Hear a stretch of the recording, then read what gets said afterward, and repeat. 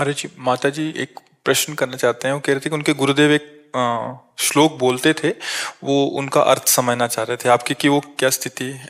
माता जी आप खुद ही पूछ लीजिए माता जी। श्री हरिवंश जय गुरुदेव प्रणाम। वो दृष्टि गुरुदेव ये बताते थे, उस समय मेरे को कुछ समझ में नहीं आता था। 20-22 साल मैं बनारस में गुरु कविराज जी के वहीं रहते थे, गोपीनाथ कविराज जी। तो दृष्टि स्थिरा बिना दृश्यम, प्राण स्थिरा बिना यमम, वृत्ति स्थिरा बिना लम्ब, ध्रुवे ब्रह्मास्मि सर्वथा। बहुत बार तो सुने, पर इसको उस ये ब्रह्मबोध संपन्न महापुरुष की स्थिति होती है कि जैसे हम किसी बिंदु पर जब दृष्टि करते हैं तो स्थिर दिखाई देती ना, वो बिना बिंदु के, बिना किसी लक्ष्य के उसकी दृष्टि स्थिर है। वो परमात्मा प्राप्त जो महापुरुष होते हैं उसके लक्षण है। प्राणायाम के द्वारा हम प्राणों को सूक्ष्म करते हैं, संशोधन करते हैं, लेकिन बिना प्राणायाम के जिसकी प्राणवायु सूक्ष्म है, हमारी चित्तवृत्ति किसी न किसी लक्ष्य को पकड़ती है अंदर से, रागात्मक या द्वेषात्मक, तभी चिंतन होता है। जो भगवत प्राप्त महापुरुष, ब्रह्मबोध संपन्न महापुरुष है, वो बिना किसी लक्ष्य के चित्तवृत्ति शांत है, कोई चिंतन नहीं, स्थूल सूक्ष्म कारण किसी का चिंतन नहीं। तो ये ब्रह्म प्राप्त महापुरुष के लक्षण। तो हम लोगों के लिए तो मतलब तो हम क्या करें कि जो मार्ग बताया गुरुजन उस पे चले, और नहीं तो भरोसा ले लेंगे ऐसे गुरु का।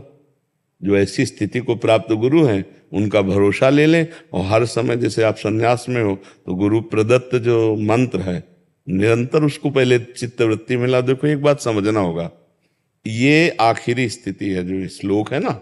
अब हम क्या करें, पहले हम लक्ष्य में दृष्टि डालें।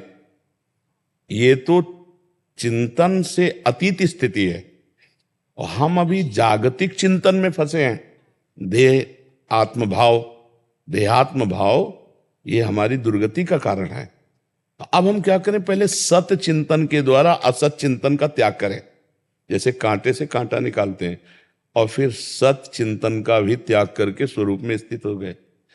क्योंकि जितना चिंतन है वो करण से होता है, स्वरूप में नहीं। जैसे दीवाल घड़ी है, इसका सेल हटा दो तो सेकंड के सुई सेकंड में, मिनट की मिनट में, घंटा की घंटा में ठप हो जाएगी ना।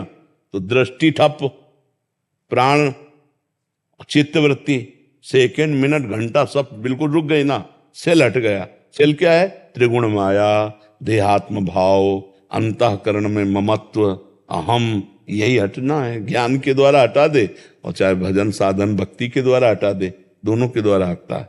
भक्ति के द्वारा तन मन प्राण भगवान को समर्पित करके जब निरंतर भजन करते हैं तो संसार का विस्मरण, भगवत स्मरण, तो तस्मित जने भेदा भावत, भगवान और भगवान के जन में अभेद स्थिति हो जाती। जानत तुम्हें हो जाए तो वो वहां पहुंच गया। या इन तीनों का त्याग करके, स्थूल सूक्ष्म कारण, तीनों जगत, तीनों शरीरों के चिंतन का त्याग करके अपने से अपने में स्थित स्वरूप में, अब वो ज्ञान के लिए बड़ा कठिन मार्ग है नहीं?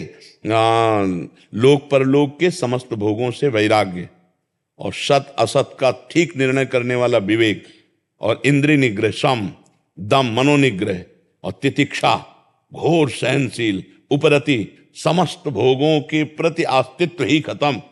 वैराग्य तो पहले ही हो चुका, और उपरति में आस्तित्व ही खत्म, और चित्त का समाधान, और घोर मुमुक्षता। तब जाके स्थिति में हमारा प्रवेश होता है कि बिना लक्ष्य के दृष्टि, बिना किसी अंदर के विषय राग द्वेष के, किसी भी चित्त वृत्ति में कोई राग द्वेष नहीं, संसार के त्रिभुवन के किसी भी वस्तु व्यक्ति स्थान का कोई महत्व नहीं, और चित्त वृत्ति स्थिर। जैसे भक्त चित्त वृत्ति भगवान में स्थित करता है, लेकिन यहां वो भी नहीं है। और प्राणवायु अपने आप सूक्ष्म है, क्योंकि चित्त मन एक ही बात है। जब मन एकाग्र तो प्राणवायु सूक्ष्म और ब्रह्मचर्य स्थित, ये तीनों का बड़ा संयोग है। ब्रह्मचर्य ठीक, प्राणवायु सूक्ष्म, मन एकाग्र। और जिसके तीनों एकाग्र हो चुके हैं और वो तीनों से हट चुका है, ममत्व हटा लिया, तो ठप हो गया।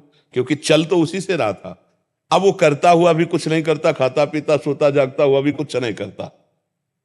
ऐसा ब्रह्मबोध संपन्न महापुरुष की स्थिति होती है। वो स्थिति में पहुंचे बिना बातों से उस स्थिति को जाना नहीं जा सकता, क्योंकि वो अनिर्वचनीय स्थिति होती है। तो ये जो श्लोक है ये अनिर्वचनीय स्थिति का है। यही पूज्यपाद श्री उड़िया बाबा जी की भी स्थिति थी। जो उड़िया बाबा पूज्यपाद उनकी भी यही ज्ञान की ब्रह्मबोध स्थिति थी, ब्रह्मबोध संपन्न महापुरुष थे। अच्युत मुनि ने पहली बार ही जो देखा, गंगा स्नान करके बाबा किनारे से आ रहे थे, अपने शिष्यों से कहा दौड़ो ब्रह्मबोध संपन्न महापुरुष पधार रहे हैं। अलक्ष्य दृष्टि, चित्त समाधान हो चुका है, भगवत प्राप्त महापुरुष परमात्मा बोध संपन्न। अब तो ऐसा बहुत कठिन है, बहुत कठिन, क्योंकि तप नहीं है ना, जीवन में तप नहीं है। शरीर सुख आराम भोग विलासिता देह भाव, तो शुभ अशुभ कर्मों से गति नहीं होती। ये शुभ अशुभ का भस्म करके तब गति होती है, ये शुभ अशुभ दोनों का नाश करके ये स्थिति होती है। और बहुत शुभ में फंसा हुआ है जीव है, अशुभ का त्यागी तो शुभ का रागी, तो उसी में फंसे हुए। आप देखो ना, ये बनाना, ये बनवाना, ये करना, वो करना, सब इसी में फंसे हुए। लेकिन इस करने और ना करने दोनों के जो बीच में है, करने और ना करने से, न करना है और ना करना है, ऐसी स्थिति जो है वो महापुरुष की होती है।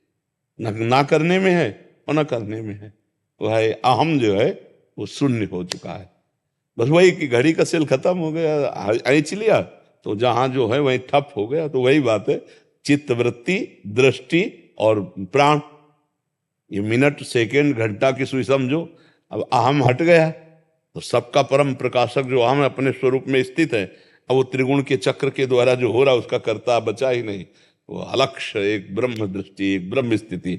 और ब्रह्म प्राप्त महापुरुष का शरीर भी ब्रह्ममय हो जाता है, सब कुछ ब्रह्म, सर्वम खल्विदम ब्रह्म ना, तो पूर्ण ब्रह्म ही हो जाता है। ऐसे बहुत से महापुरुषों के दर्शन गंगा किनारे हुए, जब भ्रमण करते थे ना, तो बहुत से स्वामी अनंग बोधाश्रम जी दिगंबर रहते थे, करपात्री जी जाकर साष्टांग दंडवत करते थे, ऐसे वो महापुरुष थे।